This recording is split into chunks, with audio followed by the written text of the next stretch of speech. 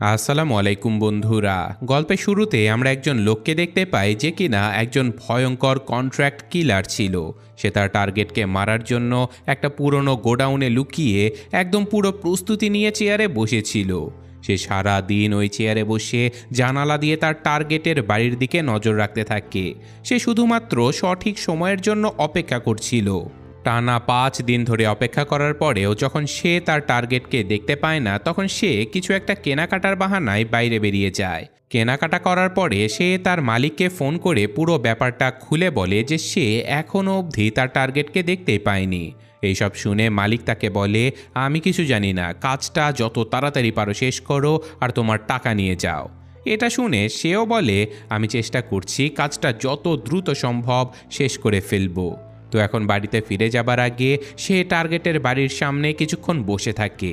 সে ওখানে থাকা লোকজনদের আর গার্ডদেরকে খুবই ভালোভাবে দেখতে থাকে।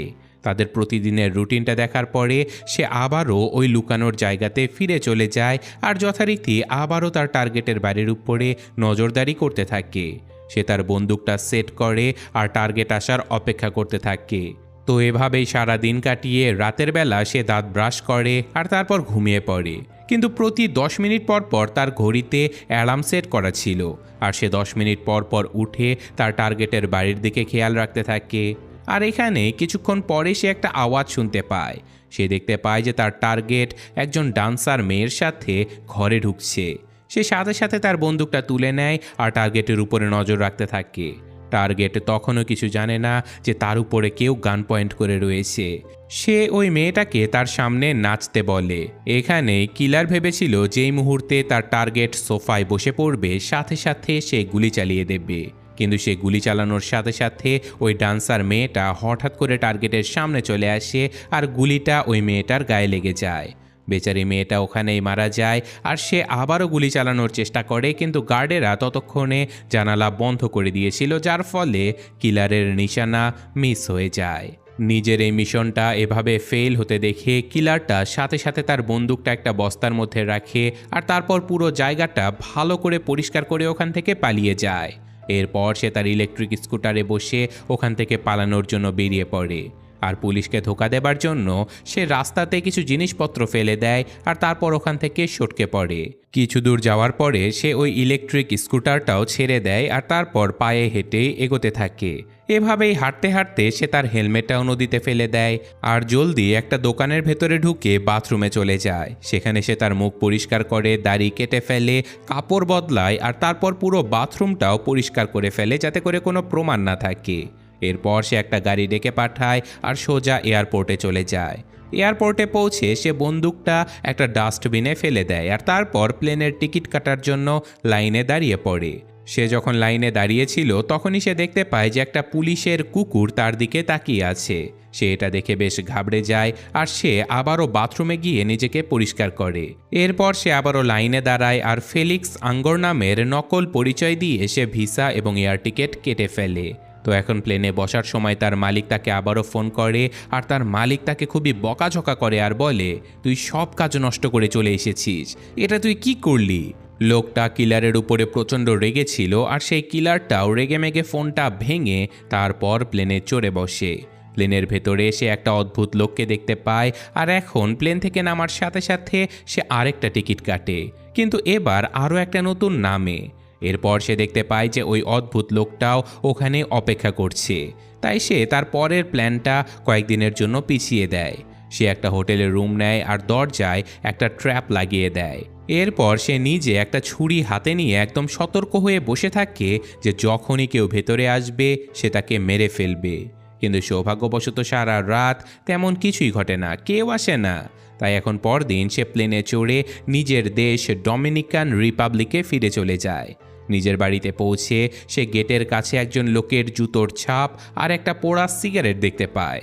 এইসব দেখে তার সন্দেহটা আরও গাঢ় হয়ে যায় যে এখানে নিশ্চয়ই কেউ না কেউ এসেছে বা অবশ্যই রয়েছে। তাই সে সাথে সাথে বন্দুক উঠিয়ে নেয় আর বাড়ির দিকে দৌড়ে যেতে থাকে। বাড়ির ভেতরে সে রক্তের দাগ দেখতে পায় আর বুঝতে পারে যে কেউ একজন বাড়ির ভেতরে ঢুকেছিল।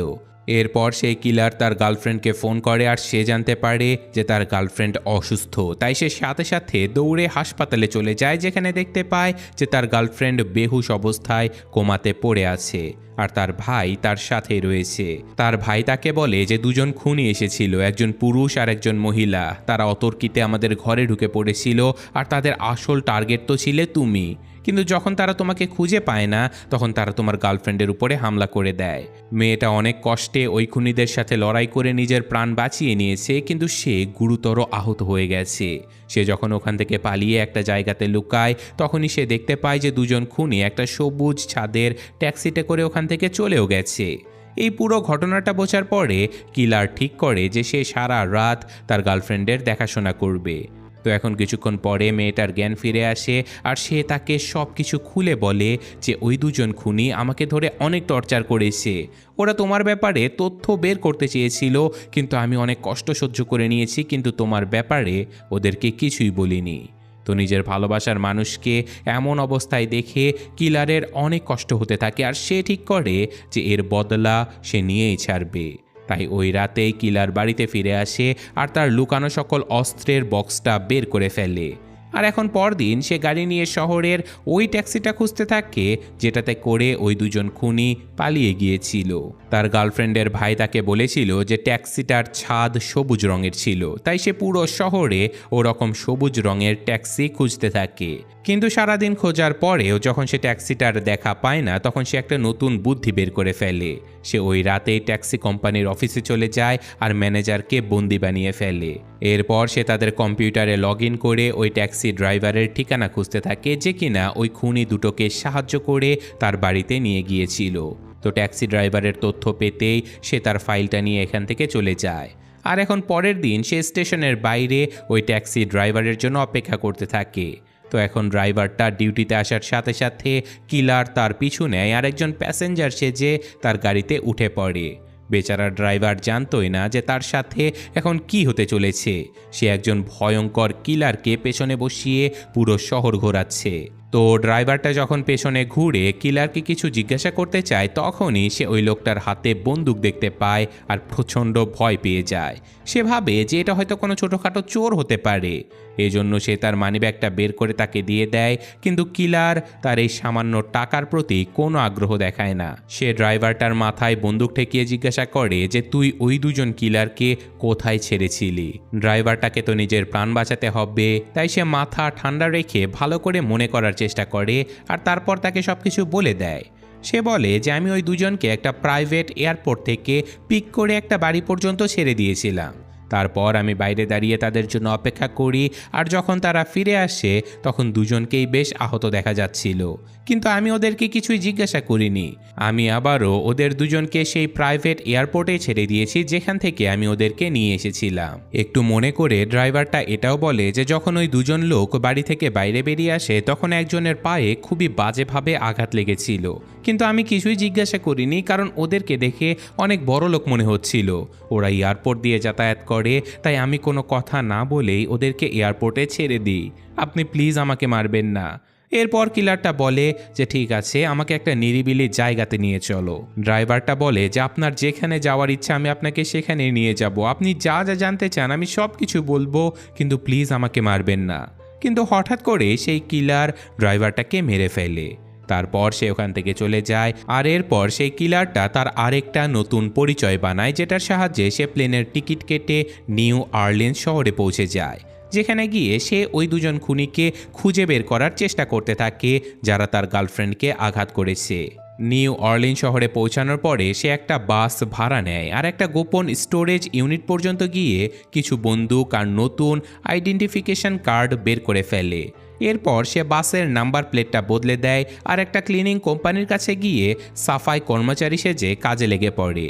ওই কোম্পানিতে রেজিস্টার করার পরে তাকে কিছু জিনিসপত্র দেয়া হয়। কোম্পানি থেকে সে ওই জিনিসপত্রগুলো নিয়ে সোজা তার মালিকের কোম্পানির সামনে পৌঁছে যায়, আর মনে মনে সে এটাই ভাবতে থাকে যে ভেতরে ঢোকার জন্য সাফাই করার বাহানাটাই হয়তো পারফেক্ট হবে।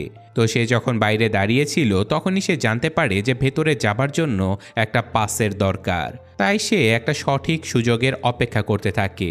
যখন মালামাল ডেলিভারি দেওয়ার গাড়িটা এখানে চলে আসে তখন তার মাথায় একটা বুদ্ধি চলে আসে। সে তার ময়লার ডাব্বাটা বের করে আর দরজার দিকে যেতে থাকে, আর সে এমন ভাব দেখায় যেন এই ডাব্বাটা খুবই ভারী আর এটা তুলতে তার অনেক কষ্ট হচ্ছে। এটা দেখে ডেলিভারি ম্যানটা ভেবেছিল যে এই লোকটা তো ভারী জিনিস নিয়ে যাচ্ছে, সে এখন পাস কিভাবে বের করবে। তাই সে না জেনে এই কিলারকে সাহায্য করার জন্য গেটে তার নিজের পাসটা লাগিয়ে দেয় আর লিফট চালু করতেও তাকে সাহায্য করে। এখন ভেতরে গিয়ে সেই কিলার সাফাই কর্মচারী হওয়ার নাটক করতে থাকে, আর কিছুক্ষণ পরে ডেলিভারি ম্যানটাও এখান থেকে চলে যায়। তারপর সে তার বন্দুকটা বের করে সোজা তার মালিকের অফিসে ঢুকে পড়ে।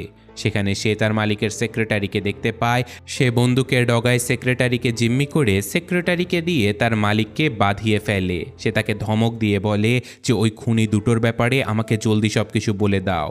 তার মালিক প্রচণ্ড ভয় পেয়ে বলে যে এই সব কিছুতে আমার কোনো হাত নেই, আমি সত্যি বলছি।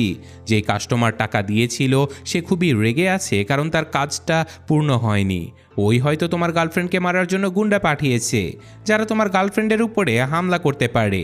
ওরা তো তোমাকেই মারতে চেয়েছিল, কিন্তু তুমি তো বাড়িতে ছিলে না, তাই বেচারি হয়তো ফেঁসে গেছে। এই সব কিছুতে আমার কোনো হাত নেই। এছাড়াও মালিক কিলারকে এটাও বলে যে তুমি আবার শহরে ফিরে কেন এসেছো? জলদি নিজের পরিচয় বদলে কয়েক বছরের জন্য কোথাও গায়েব হয়ে যাও, যাতে করে ওই কাস্টমার তোমাকে খুঁজে না পায়। ও যদি তোমাকে খুঁজে পায় তাহলে কিন্তু মেরেই ফেলবে।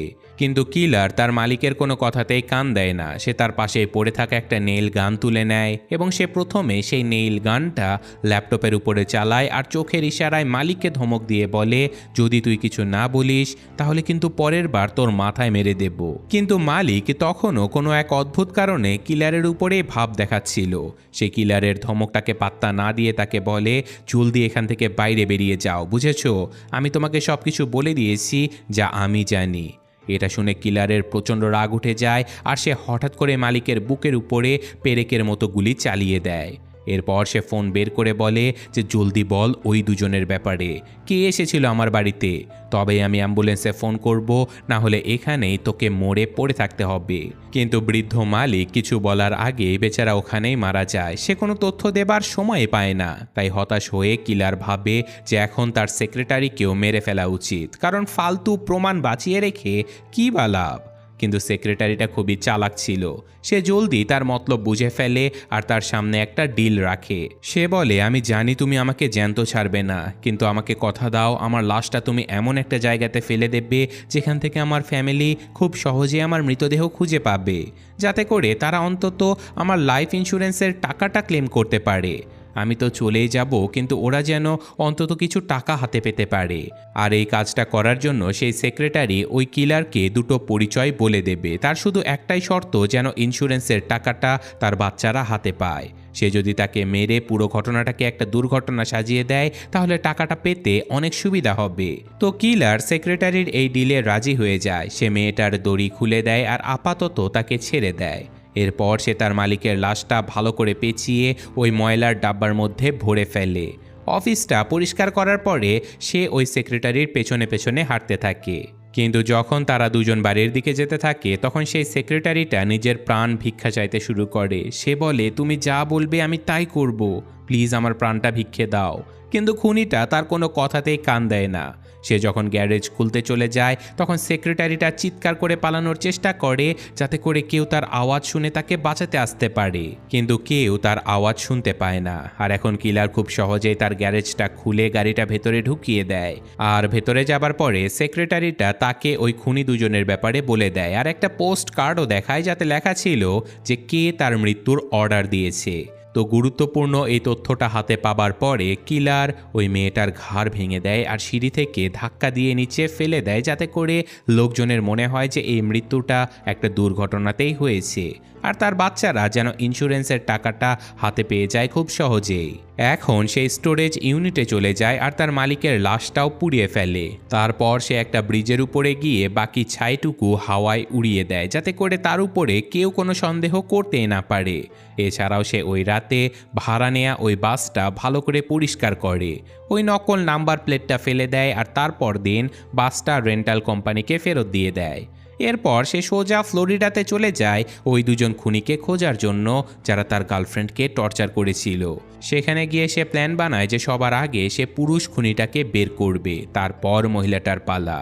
সে ভালো করে ওই পুরুষ খুনিটার বাড়িটা দেখতে থাকে, যেখানে কিছু লোক একটা কুকুরের সাথে খেলা করছিল। তাদের মধ্যে একজনকে সে চিনে ফেলে, কারণ লোকটা একটু খুঁড়িয়ে খুঁড়িয়ে হাঁটছিল। সে সারা দিন বাড়ির বাইরে সঠিক সময়ের জন্য অপেক্ষা করতে থাকে। আর সন্ধেবেলায় সে দেখতে পায় যে লোকগুলো ক্যাসিনোতে যাচ্ছে, তাই সেও ওদের পিছু নেয় আর ওদের উপরে নজরদারি করতে থাকে। এরপর সে আবারও রাতের বেলা ওই খুনির বাড়িতে ফিরে আসে, আর প্রায় রাত 12টার দিকে যখন খুনিটা একাই বাড়িতে ফিরেছিল, তখনই ঘরের ভেতরে ঢোকার সাথে সাথে বদলা নেওয়ার প্ল্যান শুরু হয়ে যায়। কিন্তু কুকুরটা হঠাৎ করে সেই কিলারকে দেখে ঘেউ ঘেউ করতে থাকে। সে কুকুরটাকে কিছু একটা খেতে দিয়ে দেয়, যেটার ভেতরে ঘুমের ঔষধ মেশানো ছিল, যাতে করে কুকুরটা খুব সহজেই ঘুমিয়ে পড়ে। তো এখন কুকুরটা ঘুমিয়ে পড়ার পরে সে বাড়ির ভেতরে ঢুকে পড়ে, আর হঠাৎ করে ওই খুনিটা তার উপরে হামলা করে দেয়। ওই খুনিটাও আসলে আগে থেকে আন্দাজ করে ফেলেছিল যে কিলার বদলা নিতে অবশ্যই আসবে। তো এখানে দুজনের মধ্যে ভয়ঙ্কর লড়াই শুরু হয়ে যায়। দুজনে একের পর এক হামলা করতে থাকে, কিন্তু শেষমেশ আমাদের কিলার ওই লোকটার উপরে ভারী পড়তে থাকে। তখন লোকটা বন্দুক বের করে ফেলে, কিন্তু আমাদের এই কিলার একটা ঘরের ভেতরে লুকিয়ে পড়ে। সে ঘর থেকে চিৎকার করে বলে যে, জন, আমি তোর আসল নাম জানি, আয় আমাকে মেরে ফেল, সকল প্রমাণ শেষ করে ফেল। জনও কিন্তু কিলারের চেহারা দেখে ফেলেছিল, তাই সে কিলারকে মারার জন্য ঘরের দিকে এগোতে থাকে। কিন্তু আমাদের কিলার খুবই চালাকির সাথে বন্দুকটা উঠিয়ে দরজার এপার থেকেই গুলি চালিয়ে দেয়, যার ফলে জন ঘটনাস্থলে মারা যায়। কিন্তু গুলির আওয়াজ শুনে জনের কুকুরটা জেগে ওঠে, আর সে তার মালিককে বাঁচানোর জন্য দৌড়াতে থাকে। কিন্তু ততক্ষণে কিলার বাড়ি থেকে বেরিয়ে যায়, আর কুকুরটাকে সে গ্যারেজের মধ্যেই বন্ধ করে ফেলে। সে একটা পেট্রোল বোমা জ্বালিয়ে বাড়ির দিকে ছুঁড়ে মারে, যার ফলে পুরো বাড়িতে আগুন লেগে একটা ভয়ঙ্কর বিস্ফোরণ ঘটে। এরপর সে টেরেসা নামের ওই মহিলার পেছনে লাগে, যে কিনা তার গার্লফ্রেন্ডকে টর্চার করতে জনকে সাহায্য করেছিল। তাই সে খুব জলদি একটা নকল পরিচয়পত্র নিয়ে আবারও ফ্লাইট ধরে নিউ ইয়র্কে পৌঁছে যায়। সেখানে যাওয়ার সাথে সাথে সে একটা গাড়ি ভাড়া করে টেরেসার বাড়ি পর্যন্ত চলে যায়। সে সারা দিন বাইরে সঠিক সময়ের জন্য অপেক্ষা করতে থাকে, আর রাতের বেলা সে দেখতে পায় যে টেরেসা বাড়ি থেকে বেরিয়ে একটা দামি রেস্টুরেন্টে যাচ্ছে। তার সাথে একজন লোকও ছিল, আর এখন ওই লোকটা রেস্টুরেন্ট থেকে বাইরে যাওয়ার সাথে সাথে আমাদের কিলার রেস্টুরেন্টের ভেতরে ঢুকে পড়ে। টেরেসা কিলারকে দেখেই চিনে ফেলে আর বুঝে যায় যে কিলার এসেছে তাকে মারার জন্য। এটা দেখে টেরেসা খুবই দামি একটা ড্রিঙ্কস অর্ডার করে, যেন সে তার শেষ খাওয়া খেয়ে নিচ্ছে। এরপর সে কিলারকে জিজ্ঞাসা করে যে, তুমি কি তোমার মালিককে মেরে ফেলেছো? আমাদের কিলার শুধু হ্যাঁ সূচক মাথা নেড়ে দেয়। এরপর ওই মহিলাটা ড্রিঙ্কস হাতে নেয় আর বলতে থাকে যে, আমি সব কিছু আমার ক্লায়েন্টের কথা মতো করেছি, ওরা তো বাস আমাকে টাকা দিয়ে কাজটা করতে বলেছিল, আমার তোমার গার্লফ্রেন্ডের সাথে কোনো পার্সোনাল শত্রুতা নেই। সে আরও বলে যে, আমি তো টর্চার করতেও চাইনি, আমার প্ল্যান একদম সোজা ছিল, আমি শুধু তোমাকে মারতে এসেছিলাম। কিন্তু যখন তোমাকে পাওয়া যায়নি, তখন আমার যে সঙ্গী ছিল জন, সে তোমার গার্লফ্রেন্ডকে টর্চার শুরু করে দেয়। আমি ওকে থামানোর অনেক চেষ্টা করেছি, কিন্তু তবুও ও কিন্তু থামেনি। এই সব কিছু শোনার পরেও কিলার বলে যে, যত যাই বলো না কেন, আমি কিন্তু তোমাকে ছাড়বো না। এরপর টেরেসা কিলারের সাথে একটা নিরিবিলি পার্কের দিকে যেতে থাকে, যাতে করে এটা ঠিক করা যায় যে তাদের মধ্যে কে বেঁচে থাকবে। তো এখানেই সিঁড়ি দিয়ে নামার সময় টেরেসা পড়ে যায়, আর সে সাহায্যের জন্য কিলারের দিকে হাত বাড়ায়। কিন্তু আমাদের কিলার তার হাত তো ধরেই না, উল্টে তার উপরে গুলি চালিয়ে দেয়, যার ফলে টেরেসার মৃতদেহ সিঁড়ি বেয়ে নিচে গড়িয়ে পড়ে। আসলে টেরেসা যে কোনো সময় তার উপরে হামলা করতে পারত, সে তার হাতের ভেতরে একটা ছুরি লুকিয়ে রেখেছিল, এই কারণে কিলার তাকে এখানেই মেরে ফেলেছে। তো যাই হোক, এখন কিলার সাথে সাথে এই পার্কটা ছেড়ে শিকাগোতে যাবার জন্য একটা ফ্লাইট ধরে ফেলে, যাতে করে সে এখন ওই ক্লায়েন্টকে মারতে পারে যে কিনা তাকে মারার অর্ডার দিয়েছিল। সে ওই লোকটার ব্যাপারে একটু রিসার্চ করে জানতে পারে যে লোকটা খুবই ধনী একজন ব্যক্তি, এই জন্য তাকে মারাটা বেশ মুশকিল হতে চলেছে। এই জন্য কিলার ওই লোকটার বাড়ির বাইরে অনেকক্ষণ ধরে অপেক্ষা করতে থাকে। সে ওই লোকটার কাজকর্মের উপরে নজর রাখতে থাকে। যখন লোকটা গ্যারেজ থেকে গাড়ি নিয়ে বেরিয়ে যায়, তখন কিলার এমন ভাব দেখায় যেন সে রাস্তার উপর দিয়ে এমনি এমনি হাঁটছে, আর সে সুযোগ বুঝে সেই গ্যারেজের ভেতরে ঢুকেও পড়ে। কিন্তু তখনই সে দেখতে পারে যে বাড়ির ভেতরে ঢোকার দরজাটা বন্ধ। তাই সে দরজায় লাগানো সেই তালার একটা ছবি তুলে নেয় আর সাথে সাথে এটাও রিসার্চ করতে থাকে যে এই তালাটা কিভাবে খোলা যায়। সে তালাটা খোলার জন্য একটা বিশেষ ক্লোনিং ডিভাইস অর্ডার করে। এরপর সে ব্যাংকে চলে যায় আর তার সকল টাকা অন্য একটা দেশের অ্যাকাউন্টে জেফারসন নামের একজন লোকের কাছে ট্রান্সফার করে দেয়। এইসব কিছু করে সে একজন লোকাল ডিলারের কাছ থেকে বন্দুক কিনতে চলে যায়। আর যখন তার ক্লোনিং ডিভাইসটা চলে আসে তখন সে ওই ফ্লোরে একটা জিম সেশন বুক করে ফেলে যেখানে তার ওই ক্লায়েন্ট বসবাস করত। একজন সাফাই কর্মীর কাছ থেকে সে ওয়ার্কার পাস চুরি করে সেটার একটা কপিও বানিয়ে ফেলে। আর ওই দিনই সে তার নকল তৈরি করা সেই কার্ডের সাহায্যে বিল্ডিংয়ের ভেতরে ঢুকে পড়ে আর জলদি সে ক্লায়েন্টের রুম পর্যন্ত পৌঁছেও যায়। কিন্তু এখানে ক্লায়েন্ট তাকে চিনতেও পারে না। সে বলতে থাকে যে তুমি কে, তুমি আমার ঘরে ঢুকলে কিভাবে। এখানে কিলারের মনে হয় যে এই লোকটা হয়তো তাকে না চেনার ভান করছে, তাই সেই কিলার ওই সেক্রেটারির দেয়া সেই পোস্ট কার্ডটা দেখিয়ে দেয় যেটার উপরে অর্ডার দেয়া ওই লোকটার নাম লেখা ছিল। তো ওই পোস্ট কার্ডটা দেখে ক্লায়েন্টের মনে পড়ে যায় যে আরে এ তো ওই লোক যে কিনা তার প্রথম টার্গেটকে মারতে পারেনি। যেই তার এই কথাটা মনে পড়ে সে বলে এইসবের সাথে আমার কোনো সম্পর্ক নেই, আসলে তোমার মিশন যখন ফেল হয়ে যায় তখন আমি মেনেই নেই যে ঠিক আছে মানুষের ভুল হতেই পারে, কিন্তু তোমার যেই হ্যান্ডলার অর্থাৎ তোমার যে মালিক ছিল সে আমাকে বলেছিল যে না এটা নাকি তোমারই ভুল, এর জন্য তোমার শাস্তি পাওয়া উচিত। তুমি ফেল করেছো এই জন্য তোমার মালিক আমার কাছ থেকে আরও $15,000 চেয়ে নেয় যাতে করে তোমাকে মেরে ফেলা যায় আর সকল প্রমাণও মুছে ফেলা যায়। মানে এই সব কিছুর পেছনে কিলারের মালিকের হাত ছিল, কারণ তিনি প্রচণ্ড রেগেছিল যে তার তৈরি করা কিলার কিভাবে কাজে ফেল করতে পারে। আর তাছাড়াও যদি কিলার বেঁচে থাকে তাহলে হতে পারে পুলিশ তাকে খুঁজে বের করবে আর তারপর পুলিশ হয়তো মালিক পর্যন্ত পৌঁছেও যেতে পারে। এজন্য মালিক তাকে মেরে ফেলার জন্য এই পুরো প্ল্যানটা বানিয়েছিল। এরপর ক্লায়েন্টটা আরও বলতে থাকে যে ওই খুনি দুজনকে পাঠানোর পেছনে আমার কোনো হাত ছিল না, আমাকে তো বাস তোমার মালিক বাধ্য করেছিল এইসব কাজ করানোর জন্য। তো কিছুক্ষণ তার কথা শোনার পরে কিলার তার কথায় বিশ্বাস করে ফেলে, কিন্তু যাবার আগে সে ওই ক্লায়েন্টকে সাবধান করে দেয় যেন সে কাউকে তার পরিচয় না বলে। ক্লায়েন্টও ভয়ে ভয়ে মাথা নেড়ে হ্যাঁ বলে। আর এরপর আমাদের কিলার ডমিনিকান রিপাবলিক অর্থাৎ তার বাড়িতে ফিরে চলে যায়। আর সেখানে আগের চেয়ে সব কিছু অনেক ভালো ছিল, কারণ তার গার্লফ্রেন্ড অনেকটাই সুস্থ হয়ে উঠেছে আর এখন সে তার গার্লফ্রেন্ডের খুব ভালোভাবে যত্ন নিতে থাকে। আর গল্পের শেষে এসে আমাদের কিলার সকল খারাপ কাজ ছেড়ে দেয় আর একজন সাধারণ মানুষের মতো তার গার্লফ্রেন্ডকে নিয়ে বাঁচতে থাকে। তো এই ঘটনার সাথে সাথে আজকের গল্পটা শেষ হয়ে যায়। তো কেমন লাগলো সেটা কমেন্টে জানাবেন। আমি আজকের মতো বিদায় নিচ্ছি। আল্লাহ হাফেজ।